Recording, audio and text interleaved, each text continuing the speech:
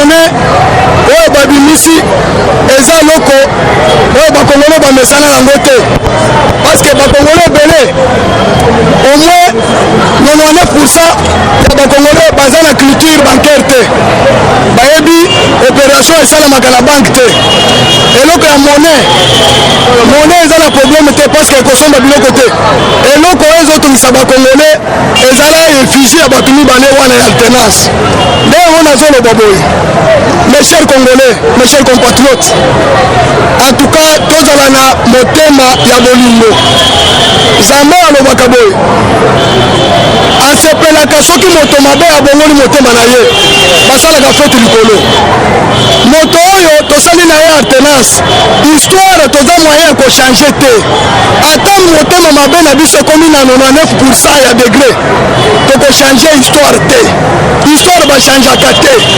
histoire ya Congo ekomamaki le 24 janvier 2019 ekotikala libela lokola totikala na histoire ya 1960 ke alternance oyo esalami na Congo nano esalama te nazokota na detail Mobutu Sese Seko na bato ya Lutenika abati asali déjà 32 ans ya pouvoir Mandela asengi ye acede pouvoir d'une manière pacifique na bato Mobutu agomi asedaki te Laurent Désiré Kabila le père aye kokuta Etienne Tshisekedi asali politique na Congo mobimba ayebisi ke to travaille ensemble Laurent Désiré Kabila andimaki te mais tala Joseph Kabila akotaki na Congo na botte na zamba comme un militaire armé ka Joseph Kabila asali bakongole mabe mingi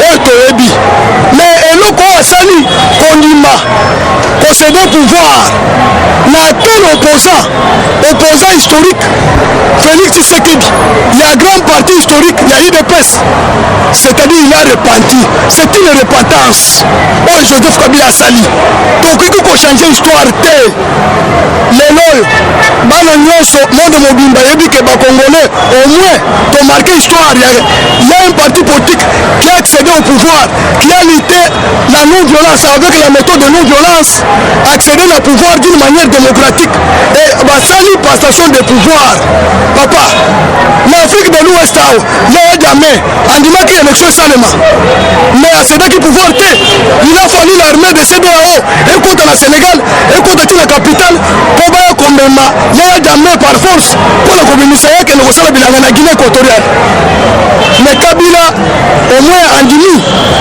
alternance oyo bandeko toyebi te lelo bozoloba 6 millions de dollars boyebi dega oyo ningaki esalema te parce que tozalaki à bord de la 3e guerre mondiale Union européenne na Union africaine bazala balingaki baimposer Kabila apesa bango Martin Fayulu la Chine et la Russie balingaki baimposer Emmanuel Shadad nous était le peuple congolais et le Dieu tout-puissant soutenu par les États-Unis d'Amérique pour ayebisa Kabila ke longola kaka un vrai gagnant lelo oyo na guerre okotanga mbongo te na guerre tonga toyeba économie na biso place ezalaki te Congo c'est un pays convoité par toute la communauté internationale mais ndenge passation esalimi pas de coup de fusil arme ebeti te ok passation esalami il faut que gaspiller mo mpona passation ok bana Congo bazolela misala eza te baekole eza te capital seulement yango ok 6 millions ekosunga makambo mosusu te merci le montant de 6 millions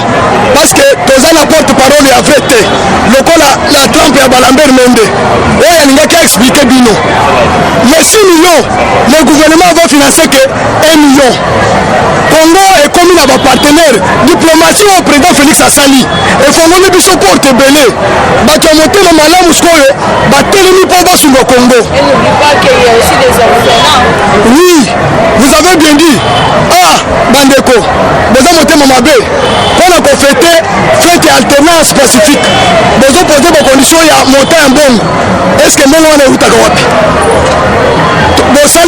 tosali na budget ya 4 milliards pendant que le régime ya FCC baza na milliards de dollars en étranger bana wana bazalaki te eloko bakongoli bakosala ke tosenga communauté internationale azwa mbongo oyo bayibaki oyo eleki 6 millions bazongisa na compte ya Congo po to souvenir au besoin ya peuple congolais bandeko lelo toza na budget ya 11 milliards na 11 milliards soki balongoli 6 millions 6 millions tozotikala na combien ezotikala meme montant oyo ya budget oyo faci akutaki te motema mabe nini tofete le 14 octobre tobanda kofete le 14 octobre nani ayebaki moto babanda kodepanse tobanda kofete le 24 novembre accession ya Mobutu na pouvoir nani abanda koyeba le 17 mai oyebi nani abanda kotuna ke bodepanse combien yango wana mabe ya faci c'est la démocratie mabe ya faci c'est la bonne gouvernance oyo a exposé gestion d'une manière transparente bato congolais nyonso ozoyeba eloko nini ekoti na compte eloko nini ezobima nde mabe ya faci me tokomesana avec la nini tokomesana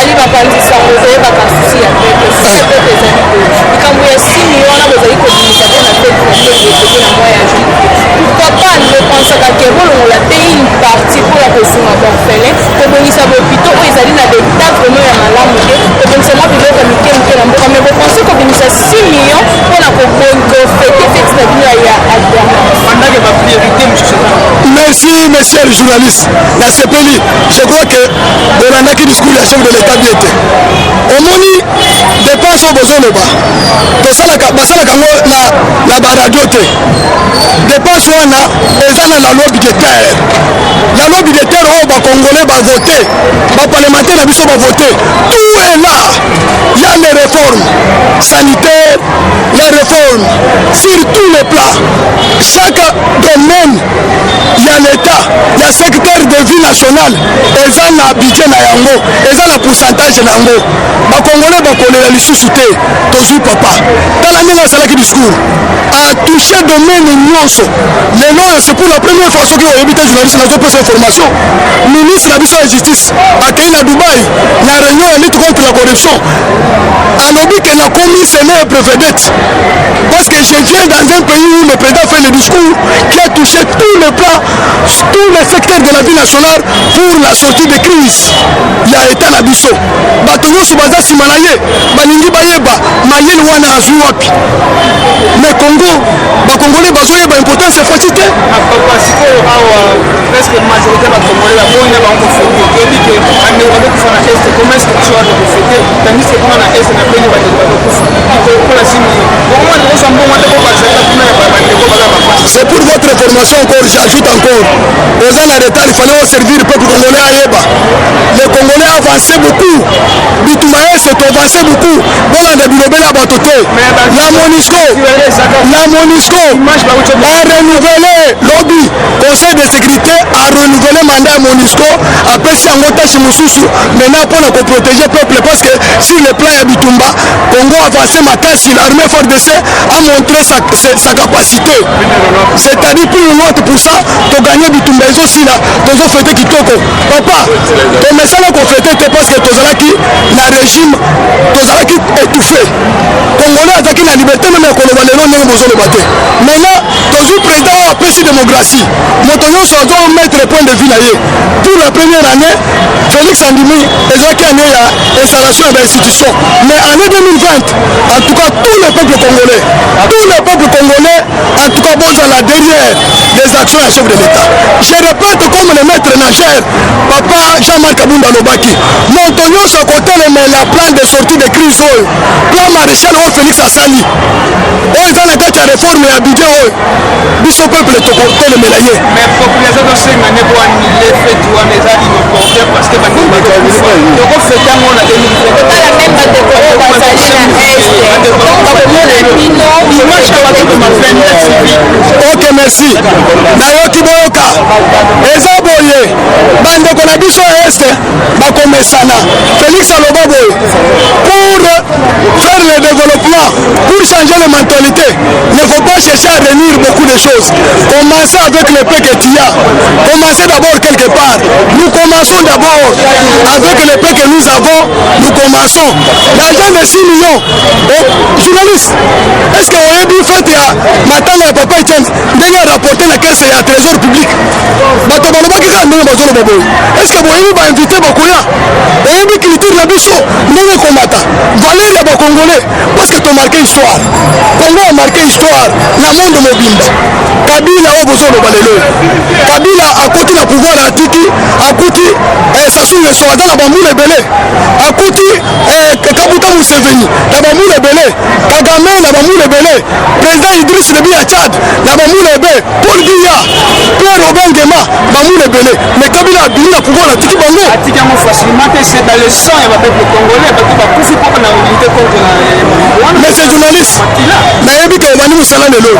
Mais il dit que la politique est là. Est-ce que vous dit que Papa Etienne a sorti pouvoir Kabila Boyaki? Bassali est de l'autre côté. Communauté internationale, le peuple congolais, Bassali est de l'autre côté. Mandat Kabila est nué, c'est le 16, en 2016. Mandat la Yewana et Sili, Motosali Kabila est de l'autre côté. En 2017, maintenant, 2017 est l'équipe. Papa, c'est Dieu qui a touché le cœur de Kabila. Et nous ne pouvons pas commander l'acte que Dieu a posé. Nous ne pouvons que glorifier l'éternel Dieu parce que à Motonaye a Yokilié. Celui de Rosandé Chizé, mais il y a une victoire avec sa commanditaire qui n'a pas financé la rebelle et Est-là.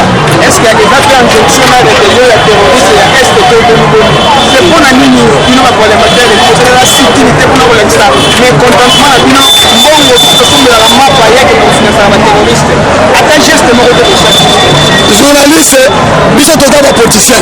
Vous êtes journaliste. Matière au touché, et ça matière très sensible. Au moni, nous avons vu ça.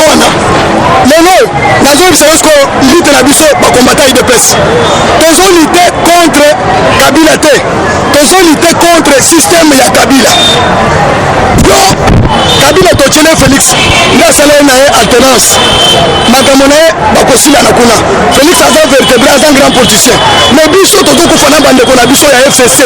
Au bazar derrière Makamboana. Bandeko ya paix victoire. Na Transgazelle. Na Mino Congo.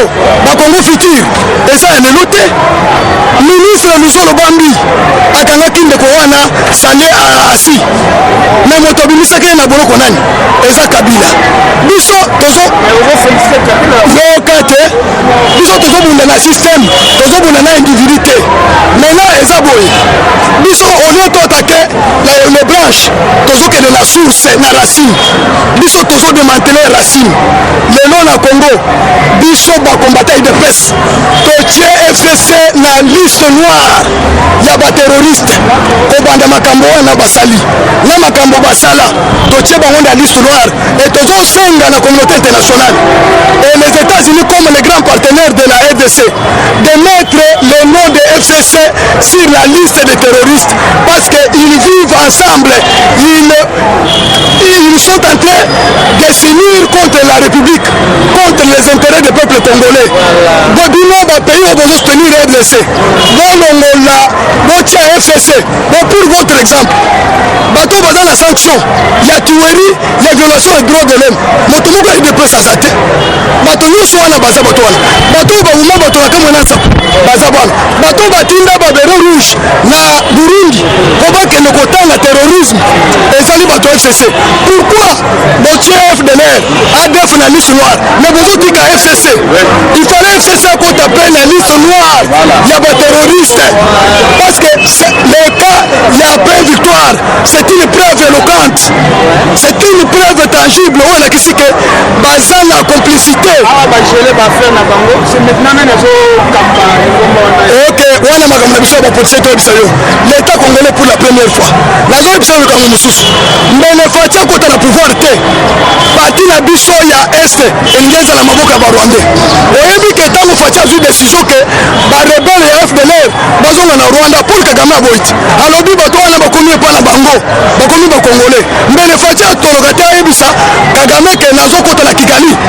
Na kosala loko muto salaki. barrière elingi efungama te frontière bakangaki déjà lelo bato wana bakomi na Rwanda. Rebele abunisaka gouvernement na ye akobundisa pays mosusu te. Rebele ya Rwanda il faut abundisa Kagame. Kagame afandi calme mais baye kotungisa biso awa ba ADF barebele ya Uganda olie batake Uganda bazo atake RDC to comprendre que ezalaki chez na bango. C'est pourquoi bana kolinga moto ya Kabila azonga nde biso tolobi boye peuple congolais tolobi boye na fete oyo fati tokotika yo te. Peuple congolais toza nsima na yo kobanga te. Il faut dissoudre parlement bato oyo baza motema mabe tala baction nyonso ezosala pamba te na 2023 bila oyo kosala tokopartage na bango bakoloba te mosala wana tosalaki en groupe ekozala intere na bato nyonso. Tala osali gratuité ya enseignement Shader alobi ke eza ya biso maintenant makambo nyonso kosala kitoko bokopartage na bango. Vaut mieux avoir le peu de choses, le peu de gens qui t'aiment, qui veulent t'accompagner, que ozala bato ebele oyo balingi yo te. Sino bokotia biso bato dans les roues. Lelo oyo ordonnance osala nano esalami te. Lelo oyo bakomi koloba lisusu oanile. Francine Muyumba, sénateur Francine Muyumba, je te mets en garde. Nous les combattants de l'île de presse, nous te mettons en garde. Yo oyebisa président mise en garde, oyebisa ke annulé les arrêts du ministre des Affaires étrangères, retirer les ambassadeurs à New York. On va te payer contre le bouleversement, la déstabilisation au pays. Otolingi toyeba bouleversement on a kosala le mécanisme nini. Yo za sénateur. On kosala bouleversement la déstabilisation na ndenge nini. Yo oyebi de peste d'ailleurs kozonga te. Tokosala chef de l'État après fait alternance. Allez boke ne libela kozonga lisusu te. Eza motema mabe batikala bacivile na Congo bamona bavivre lokola biso bokende na opposition bosala 37 ans.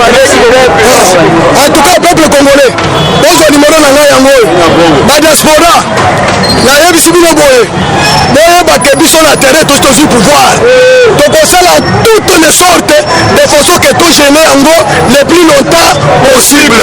Nimero ya ngai yango oyo plus 243 82 234 73 86 plus 243 82 234 73 86 plus 243 84 77 93 864 plus 284 77 93 864. Le professeur Moïse Boukeni. Je vous remercie. Eshima, votre magazine qui bat au rythme de l'actualité. Une réponse à vos besoins en information, un éclairage dans divers domaines. Impartial, documenté, instructif. Eshima au cœur de l'info. Retrouvez la nouvelle édition. Exclusivité, Sakombi Molendo, le réformiste qui vient stopper l'hémorragie, suspension des fonctionnaires peu intègre, numérisation des titres fonciers et climat de confiance avec les collaborateurs, le nouveau gestionnaire des terres congolaises fixe les nouvelles règles de jeu. Focus, Lambert Mindi, Omalanga, le souverainisme comme un dogme. Redressement délaissé, Tomaluaka Losenjola, l'homme de la situation. Dossier Eshima, fini les vacances, vive les rentrées. De la politique au judiciaire, en passant par les scolaires, les derniers trimestres de l'année 2019 en RDC est décoiffant. Économie, BCC, un cadre des rétrocommissions et détournements à passer au peine fin. Découverte, Claude Ibalanki et Colomba, les coordonnateurs du MNS au centre de l'action de Félix Tshisekedi dans le Grand Lac. Les dialogues et pourparlers en RDC qu'en tire le peuple. Tubaou, la clé de la mythologie kassaïenne. Retrouvez l'intégralité du magazine Eshima dans les kiosques. Eshima Magazine, un nouveau standard d'information.